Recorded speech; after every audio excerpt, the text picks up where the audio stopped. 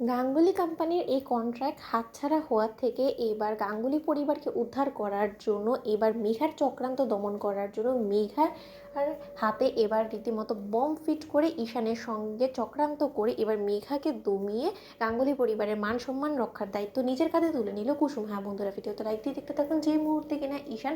দৌড়ে কুসুমের কাছে এসে বলতে থাকে যে জাদুঘর কোনোভাবেই মেঘাকে দিয়ে তারা এই ওয়েডিং ফটোশ্যুটটা করাতে ইচ্ছুক নয় এবং তার জন্য ওরা রীতিমতো তোমার দেবী মাকে আলটিমেটাম দিয়েছে এবং থ্রেট করেছে যে যদি সময় মতন নির্ধারিত সময় অনুযায়ী এই শোটা আমরা কমপ্লিট করতে না পারি তাহলে তারা এই ডিলটা আমাদের সঙ্গে ক্যান্সেল করবে এবং তার বিনিময়ে যে ক্ষতিপূরণগুলো আছে সেটা অনেক মোটা টাকার একটা অঙ্ক, যেটা কিনা দিতে গেলে আমাদের প্রায় অনেকগুলো শেয়ার্স বিক্রি করে দিতে হবে এবং সেই ক্ষেত্রে আমাদের গাঙ্গুলি গ্রুপ অফ কোম্পানিজের এতদিনের রেপুটেশন সমস্ত কিছু আমাদের ডুবে যাবে এবং আর হয়তো বা কোনোদিন আমরা গাঙ্গুলি এম্পায়ারটাকে দাঁড় করাতে পারবো না। ঠিক সেই মুহূর্তে মেঘা যখন কিনা বলতে থাকে যে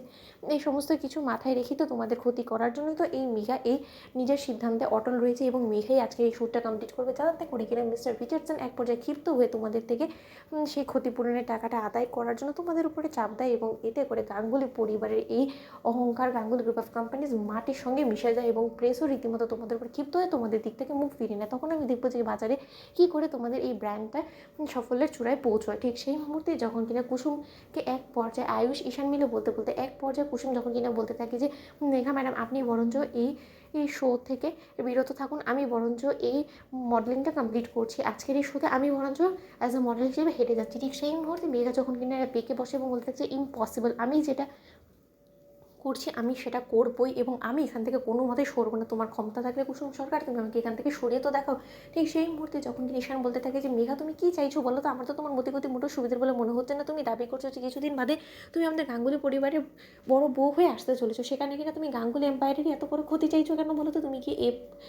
বাড়ির উপরে কোনো প্রতিশোধ নেওয়ার জন্য এখানে এসেছো বলো তো? তাহলে কেন এরকম শত্রুতা করছো তুমি, যেখানে কিনা বুঝতেই পারছো যে মিস্টার রিচার্ডসন কোনোভাবেই তোমাকে মানতে পারছে না অ্যাজ আ মডেল হিসেবে। ঠিক সেই মুহূর্তে যখন কিনা মেঘা বলতে থাকে যে পারলে আমাকে আটকে দেখাও, ঠিক সেই মুহূর্তে এক পর্যায়ে ঈশান যখন কিনা আর্টিফিশিয়াল বম নিয়ে এসে যখন কিনা মেঘাকে ভয় দেখানোর জন্য কুসুমকে যখন বলতে থাকে যে জাদুঘর এটাই লাস্ট অপশন এবং এটা ছাড়া আমাদের কাছে কোনো রকম কোনো অপশন নেই, ঠিক সেই মুহূর্তে মেঘাকে জোর জবরদস্তি ধরে যখন কিনা মেঘার গায়ে সেই আর্টিফিশিয়াল বমটা ফিট করে দেয় এবং কুসুম যখন কিনা বলতে থাকে যে আমাকে পারলে ক্ষমা করবেন, কিন্তু এই উপায় ছাড়া আপনি আর কোনো উপায় আমাদের কাছে অবশিষ্ট রাখেননি যাতে করে কিনা আমরা আপনাকে দমাতে পারি। এবার আপনার